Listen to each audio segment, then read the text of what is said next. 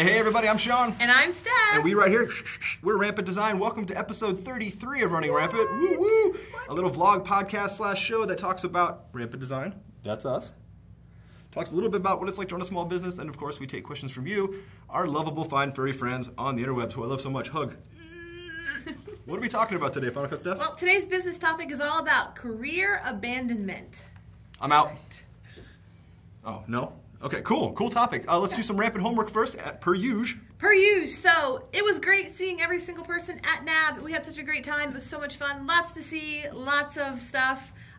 Very, very fun. So, thanks to everybody who we talked to and all that stuff. If you missed it and you were been hiding under a rock or on another planet, you took a trip somewhere, you were on an island, which we wish we could have joined you on your island. But if you were on an island... Not if they were under a rock, though. I mean, that's kind of... Well, no, just on an island. Yeah. We'd like to be on a tropical island. For real. If you did not know, Rampant NAB 2017 sale is going on now. This is the very last week. Oh, it's wrapping by now, yeah. Yeah, I mean, this is the very last second to get take advantage of all those savings. So go to rampantsale.com. That's rampantsale.com. Check it out. Buy it all up. Get all your favorite Rampant products, all your favorite templates, music, all that stuff. Don't stop. Buy it now because the savings are gone in a few days. Yeah, everything's going back to where it was. We used to do sales all the time. It takes up way too much time, and our clients are uber demanding right now. So we just don't have time to run a sale every month, so we're going to do two. That's our compromise. One big sale here at NAB, that's always going to be the case, and then one at the end of the year, and that's it. So now is the time to load up. Load it up. All right, so let's talk career abandonment. And this is a few different things. And we're speaking from experience here, so if you have any comments or experience with this situation, feel free to leave a comment. We'd love to talk to you about it, you know? And when we bring Rampant Live back, if you want to talk on the show, let us know about that too, because we'd love to talk to you about this very topic. Yeah, this is a good one. This is a very complex topic. So a couple things when it comes time to run your own business. Some people are like, well, I have to quit my job, right? That's true. At some point, you're going to wake up one day and say, I can't do this anymore. There's also nothing wrong with, in the meantime, working two jobs. I've done it. I did it for almost 3 years. Yep. To the point where Final Cut Steph was sleeping on a hammock or a cot in my office. I'd work at the National Guard all day, doing commercials and advertising and marketing for them, and then get home around 6:30, 7 o'clock, and then work from 7 till 5 a.m., catch an hour nap, take a shower, and go back to work. And I did that for almost 3 years. Yep. No, there's no shame in that. The other side of career abandonment, and then I'll have you talk about it, is the fear that once you become a vendor or an entrepreneur, you're no longer in that career field. Mm-hmm. So for me specifically, I started out in Hollywood, spent 20 years working on feature films and television shows, and worked for MTV, worked on music videos, I mean, you name it, I've worked on it. Corporate stuff, weddings, you name it. There's not an aspect of video I haven't worked on. Been an editor, been a compositor, been a visual effects artist. But the second that we started running Rampant, for whatever reason, my IMDb history is irrelevant, my knowledge is irrelevant, I'm just a corporate shill, whatever. And these are actual messages that get sent to you because most likely people are upset that you're doing something that they're not, right? So it causes concern and worry, but... It does. It's very scary. So Sean was doing computer stuff and doing his graphics and editing and all this really cool stuff, and then doing Rampant at the same time, which was very draining and exhausting. I, on the other hand, was teaching full-time. I was teaching elementary all the way through high school, not at the same time, different grades, different years, but still teaching full-time. So I didn't have a lot of time to help Sean, and when it started getting too much for him, I had to start taking over some of the responsibilities, and then it becomes, okay, well, now we're both working two jobs. We've got our full-time job, which is paying the bills, and then we have this sort of hobby right now, kind of just getting everything going, thing in the middle that we're both working on. So it's a very scary situation. We actually, I remember the day specifically for Sean and I when we finally decided that Rampant was going to be full-time. We both were going to sever ties to our professional careers and do Rampant full-time. We were living in California, and we decided that, okay, this is it. This is the time. Everything's sort of aligned together, and let's make the jump. And we're like, but what happens if we don't make it? So we both worked for Disney way back in the day. We've done different things with Disney. So we said, well, if we move back to Orlando, the worst case scenario is that we take a job as a cast member with Disney. Nope.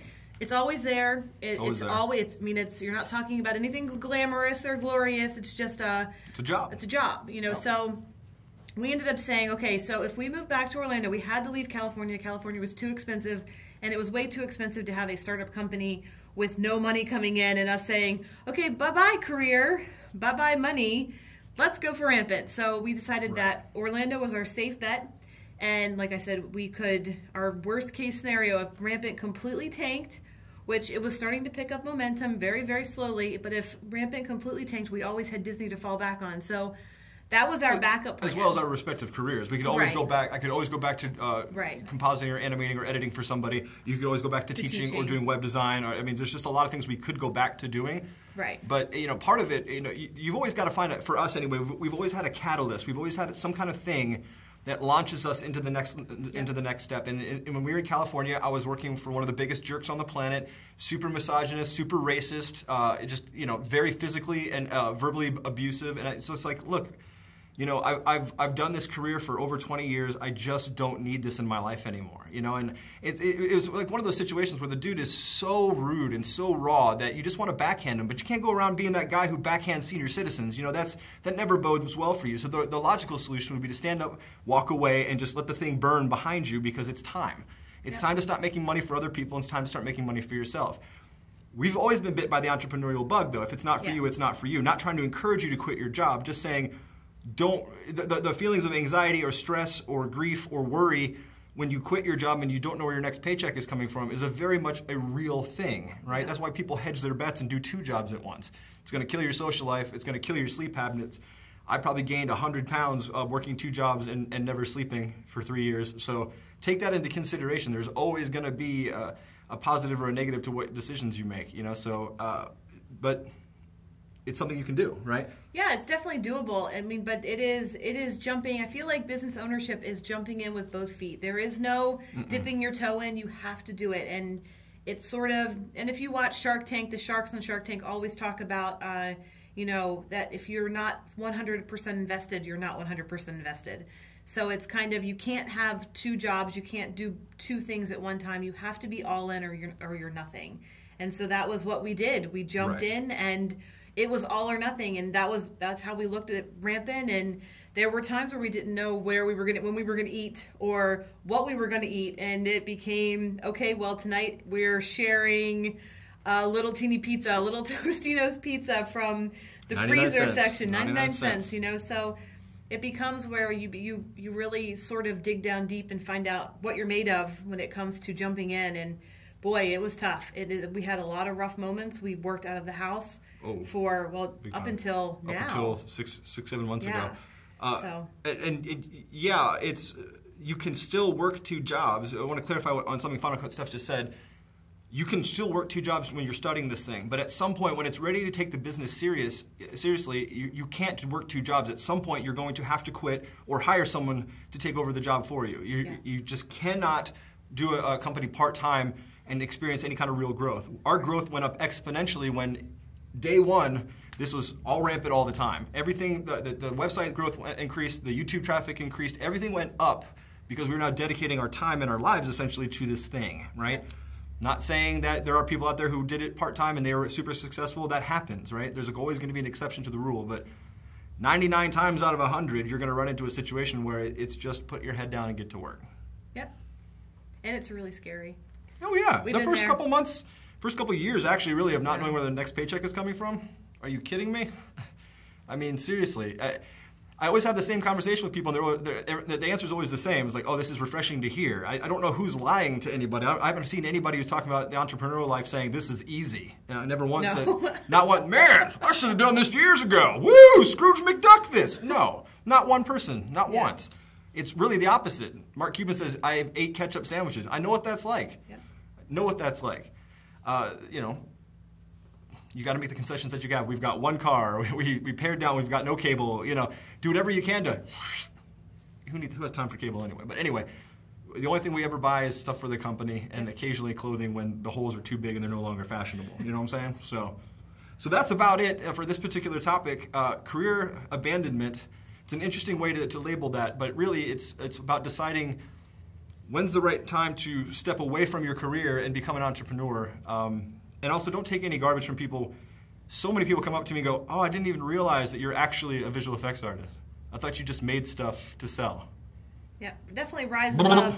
What? There's going to be a lot of negative, and Totally. there's going to be a lot of negative when you decide to leave your career, especially from probably friends and family. They're going to probably be the ones that bring you down the most because they're going to always be negative about everything. They're not going to say you can make it. If you have that positive family, congratulations, you were like the 1%. I think that everybody we talk to says, you know, I didn't have any support. I just had to sort of do it on my own. And use that to fire you up and fire you to keep your company going and your business going because, you know, that's all you got. So Yeah. definitely don't sweat the haters because the haters are going to hate. So And to be honest, if you're getting hate, you're probably doing something right. So that's very true.